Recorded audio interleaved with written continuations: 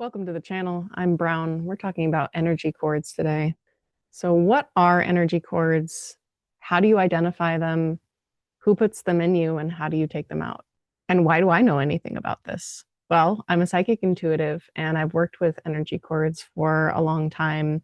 Basically, people will come to me and I will detect energy cords in them. Now, a lot of the time, I don't even need to pick up on those psychically because they will tell them to me by the way that they share about their relationships. So, what are energy cords exactly? They are ways that humans vampire energy from each other. Energy cords only go one way. So you don't have any two-way street energy cords. It is always one person sucking energy from the other. Now, there are some situations where energy cores are not negative.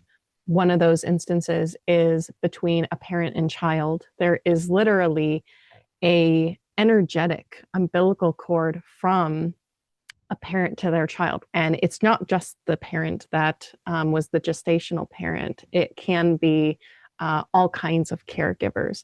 And those kind of energy cords are positive and needed. And it is a normal thing for a child to be dependent on a parent. Where energy cords become negative is where two fully grown adults are for some reason needing to vampire energy from each other. There's a metaphor of two trees in the forest. There is interdependence there. It's not that there is not sharing between the trees, but both trees are healthiest when they both are standing up straight and able to provide for themselves. So energy cords are these psychic links, psychic connections that have physical sides to them. And the evidence that I have for that is when I work with people, I can see their cords. I can just look at them. Energy cords also have a physical size to them. There are energetic cords that I can tell were formed early on in life, and now they have kind of withered away. There are other energy cords that are really juicy and strong and have a lot of mental energy that's been feeding them. And every energy cord is a little different. I've seen cords that are not attached to anyone in particular, but they just wave around and grab people now and then and just let go of them. Everyone's cords are constructed a little bit differently based on someone's energy field, their past life, what they want to build things out of. Some cords are made out of nylon, and usually I don't pay attention to what they're made of so much, but I do notice the size often. Energy cords are put in and maintained by thought energy. So the way that someone puts a cord in you is they think a particular thought pertaining to how they are not okay on their own and they need your energy for something. Sometimes it's, I need you to do something. Sometimes it's, I need you to say something or feel something, or I need, for some reason, you to be different or you to provide something in order for me to be okay. So, where are cords and why do they happen? Cords almost always attach to your trunk, and they are highly correlated with the chakra system. So you can have cords in any chakra, and technically, you can have cords in your minor chakras, like in your hands. I've never found cords in people's hands. It's not a great place to try to control people energetically. There's not a huge energy field coming out of those places. So the most common places that I find energy cords are in the chakras that have the widest berth. So our upper chakras have a narrowness about them because they have such a high vibration. You don't need a lot of bandwidth to get a lot of energy through those. So our third eye it's like a smaller hole. And as you go down, they kind of reduce in size. Our lower chakras, so our root chakra, our sacral, our solar plexus, those are the most physical chakras, and they're related to our physical world identity and also our emotional ego kind of relatedness. So almost always I find cords in the heart chakra and below. That is the best place to put your cord if you want to try to control someone, if you want to try to harvest energy for them, or whatever you're trying to do. How do these cords happen? They always happen related to someone who feels they are not okay without somebody else's energy. And this shows up in so many different ways. There are so many different flavors of it, but I'll give you some examples. I go through the world believing that I will never have enough. I don't feel whole, and I feel constantly without abundance. And so I put a cord in my parent as the grown child. I put a cord in my parent that says, it's my parents' responsibility to take care of me. Even though I'm an adult, I have put a cord there because at my base, I don't believe that I'm going to be okay without the infusion of their energy. So that is my cord from my root chakra to my parent's root chakra. Another example, I go through the world with the wound in my heart chakra that when it really comes down to it, I'm not a good person. And I'm always trying to convince other people that I'm a good person. And I'm always afraid that they're going to figure it out, that I'm not really a good person. So I come across a narcissistic person who they have insecurity of their own. And they decide, oh, I can manipulate this person because they don't believe they're a good person. So I'm going to back them into a corner and make them explain to me their behavior and constantly justify why they're a good person, right? That is a cord probably into your heart chakra from the other person's solar plexus. So the solar plexus is of the power, and it is going to my heart chakra. That's where my wound is. So they don't always go from the same chakra to the same chakra. Sometimes you can have someone's root chakra into someone else's heart chakra. That manipulation would look like, I need to prove to you that I'm lovable by giving you money. So there's all kinds of different ones. And usually when I'm cluing into the chakras, I look where they are first, and then I clue into the themes. We drill down on, okay, what are the themes that are going on here? So who puts in the cords? Most often they come from the person who feels inadequate or like for some reason they're not okay on their own. Now, probably both people in this exchange have some wounding related to why this cord went in. So if I'm walking around with a root chakra wound, there are all kinds of people that are going to find angles to manipulate me around the fact that I never feel whole, that I feel addicted to always trying to get more in order to be okay, never quite safe. Whatever wounds I carry around are possible cord attachment sites. The people who are closest to us are going to be our most likely potential cord attachment people. There are times that you have passing interactions with people, and sometimes there's an embarrassment or there's an intense emotion that brings a cord in, and then that cord just always exists. I had a past boyfriend that there was a lot of upset around that relationship, and I carried cords for a long time. This was before I did psychic work. I just carried those cords into the future because I felt guilty about the way that I behaved in that relationship. And guess what? That person wanted me to feel guilty. So when I finally identified those cords, the psychic that I worked with, she helped me come to neutral. And what she said is, you both hurt each other so much. You are even. You do not need to atone for this. And this person's not going to let you atone for it. So you better let those go. So cords are often put in by romantic partners, but they could be put in by anybody that we get close enough to see their, call it their self-esteem difficulties. Whatever part of them believes that they are not okay just operating on their own energy, and they require other people's energy in order to be okay. Sometimes that's as simple as a parent that you won't let off the hook for how they treated you in your childhood. So you always bring forward you owe me. You owe me this behavior. You owe me showing up in this way because I never got what I needed when I was a child. But I'm an adult now. So I get to take responsibility for my own energy and well being. Doesn't matter what happened in the past. It is not right for me to put a cord in my parent and perpetuate that energy into the future of I require you to do something, be something, or change the past in order for me to be okay. So, how do you identify cords? As a psychic, I can almost always see them. So I will look into people's energy field and I'll just clue into their heart space, their solar plexus. There's always places to look.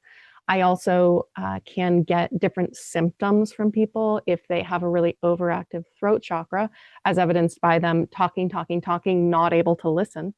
There are some sort of calling cards to where people might have cords.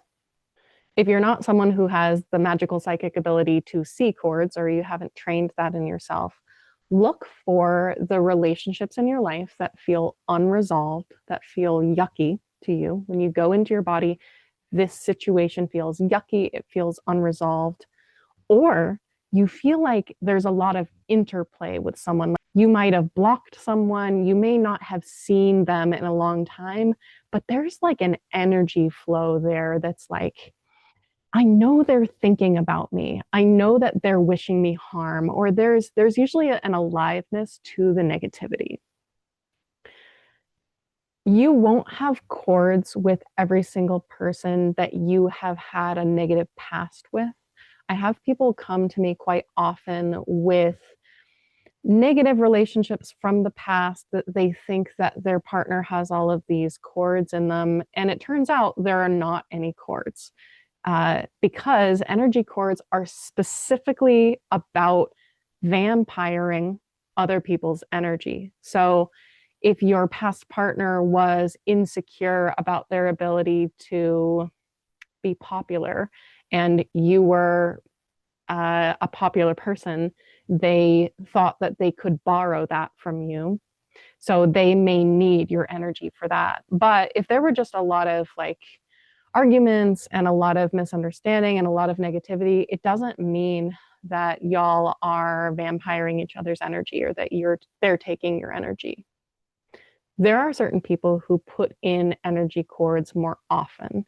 These are people who have high amounts of projection. They have more unconsciousness, and they will tend to be people who blame more often and who are in victimhood more often. And equally, especially if you're thinking of getting into psychic work, it is important for you to look at the places in your life where you have felt like you're not good enough, you're not lovable, you require someone else's energy, or you would allow someone to steal your energy under certain circumstances, such as if you felt unlovable, such as if you didn't feel like you belonged. What are those shadows? What are those situations where you would say, oh, okay, I will allow your cord in because here's my wound? And to take responsibility to the best of your ability to close those holes so that you're not energetically vulnerable to energy vampires. Also, there's a key distinction between cords and psychic manipulation of all kinds. There are definite hexes and spells that people do on other people that are not necessarily energy cords. I have seen people come in cursed. I have seen people come in on the other side of some gross psychic things that other people are doing to them. And the important thing to understand about psychic attack and energy cords is that you always have the ability to protect yourself.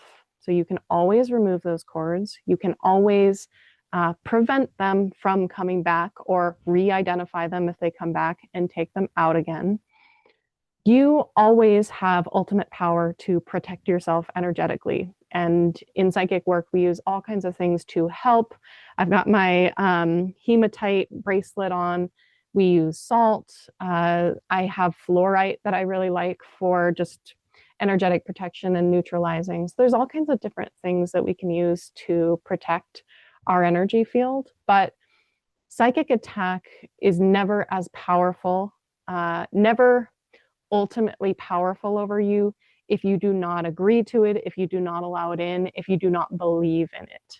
It's a similar thing to like if you're being haunted by a ghost and you work with your energy to just not be afraid of it or to make it silly or to make fun of it, it doesn't have any power to scare you. Psychic attack is like that. It is never going to be more powerful than your ability to love yourself and create energetic protection. So if you have been the victim of a lot of energy cords or you have had a lot of psychic attack, just know you have the power to switch that in any moment. It does not have power over you if you don't give it. So how do you remove your energy cords? I always suggest to people a cord cutting meditation.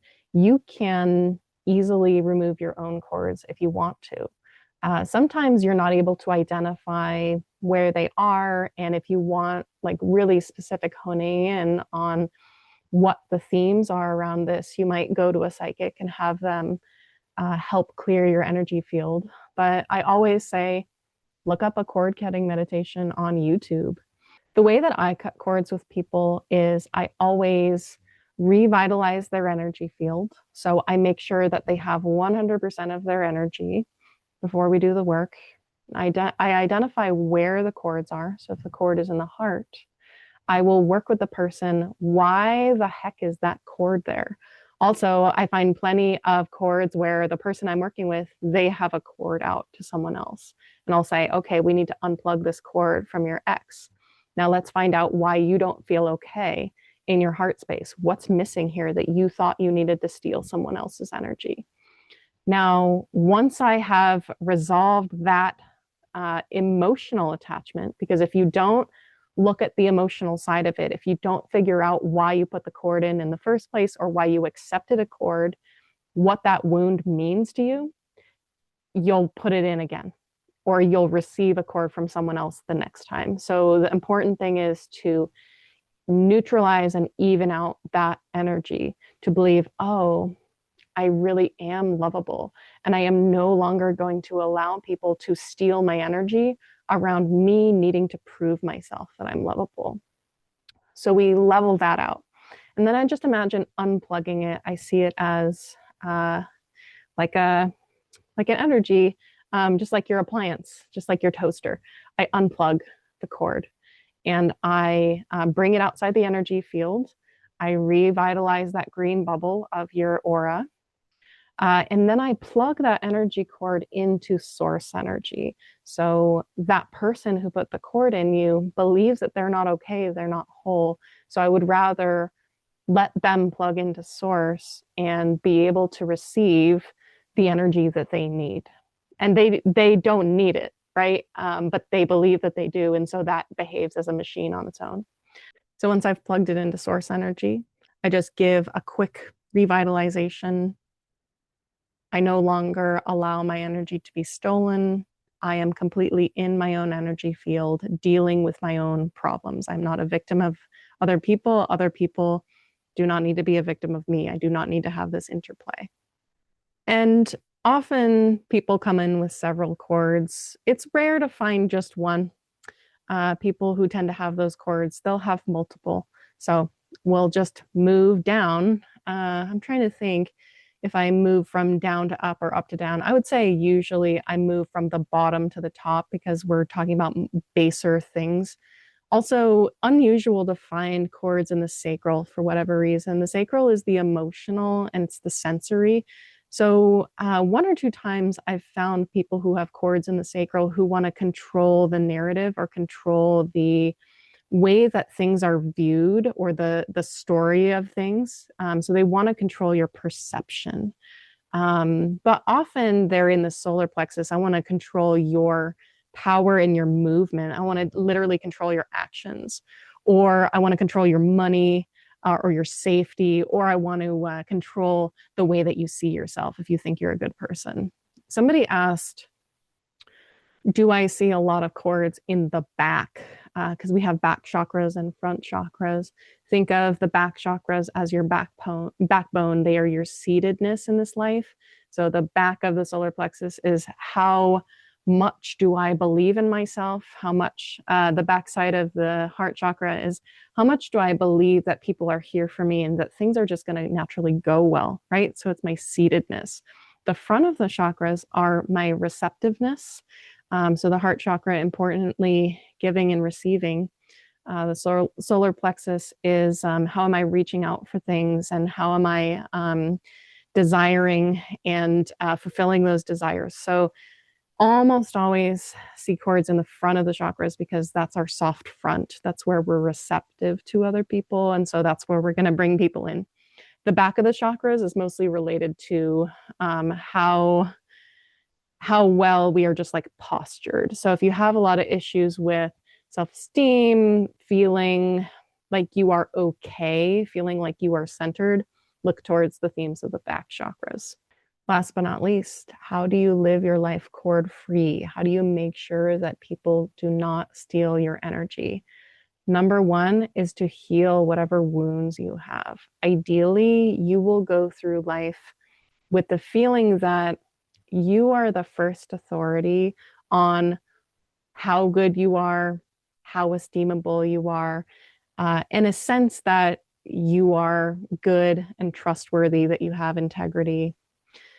Notice that a lot of the wound healing is going to be related to getting a sense of what your values are, because people will like to manipulate you around their values and have you adhere to their values. And if you have never set your own values, then you will constantly be at the beck and call of what other people want for you, what they expect for you, and you'll feel like people really don't like you. The essential thing is to sit back and say, well, what do I think about myself first? And how do I approve of myself first? I like to do a lot of energy hygiene around cords. So in the morning, I will fortify my boundary, which is like a nice bubble, like maybe like a cell membrane that does allow energy in and out, but is a nice layer for me. And then I will just welcome in 100% of my energy. Just imagine it being called back to me wherever it rubbed off from in the universe while I was sleeping or at the grocery store or whatever. Just call it all back. And then just check the psychic space. Make sure there's no cords there. Cords are maintained by the continued psychic energy between the two people. So a good way to not participate in a cord remaining in you is to not participate in your part of the energetic connection. So a good psychic energy cord check-in is to say, what are the ways that I am needing other people to be different in order for me to be okay, to be whole? What are the ways in which I am dependent on other people to be different than they naturally are in order for me to feel better? And if you find yourself in that emotional stance towards anyone or anything, it's just good hygiene to bring it all back and say, what's going on my side of the street? How am I able to fulfill what I need right now instead of waiting for other people to make me okay? There are some cords in my life that have been tricky with people who devote a lot of psychic energy to keeping those cords there. And every time I unplug them, they put them back in. And I continue to work on my wound, but somehow they always get back in. Really vampire-y people. Depending on what chakra it is in, I will use the element of that chakra. So if it were the root chakra, I would crush the cord with earth, or I could bury it. If it's in the solar plexus, I will light it on fire, right? I'll light my energetic bubble on fire and watch that cord go up like a fuse. If it's in the heart, I will use air. I might blow it away, or I might just imagine myself blowing up like a balloon and then popping. So I like to destroy the cords with whatever element goes with that chakra. And sometimes that will be more helpful. Also, burning contracts. This comes from the book, The Language of Emotions by Carla McLaren, that I always tell people about. A lot of good energy practices in there. And she says you can imagine a contract that someone else has put put you into. Basically, I am beholden to this person to give them my energy. And you write down on the contract in your mind, I did not agree to this contract that you have written for me. I will no longer give you my energy. Take the contract and you burn it up. You go, I am not beholden to you anymore. I do not allow this contract. Disallowing things, especially saying it out loud, is really powerful to unhook those cords. And ultimately, they're related to your energetic space, to the ability for you to be receptive to those. So, in long term, working on your wounds so that you don't welcome those in very easily. I would also say a good way to make sure that you're living your life cord free is to let people in slowly. If you tend to trauma bond with people easily, you are much more likely to let people into your energetic space who are really hurt, who will want to project onto you. And those are the people who are going to try to trauma bond with you the quickest, because guess what? They're insecure and they don't believe that they're actually lovable. So they got to get you on board quickly. Let people in slowly. This is not blanket advice for everybody, because there are people who don't let people in at all. So obviously their advice would be, yeah, let people in more. But generally, I find if cords are the problem, we're trauma bonding really quickly. So just like, hey, man, we don't need to hurry this up. We have plenty of time. Let people in slowly. Let people earn your trust. That's a part of self-esteem too. And you'll be less likely to invite in toxic people who just want to steal your energy. So that is energy cords. Let me know if you want me to answer any questions specifically about energy cords. And if you think you have an energy cord, you can schedule with me at my link in bio to do cord cutting, or you can try to cut the cords yourself by doing a meditation. That might be just fine. Have a good day, all.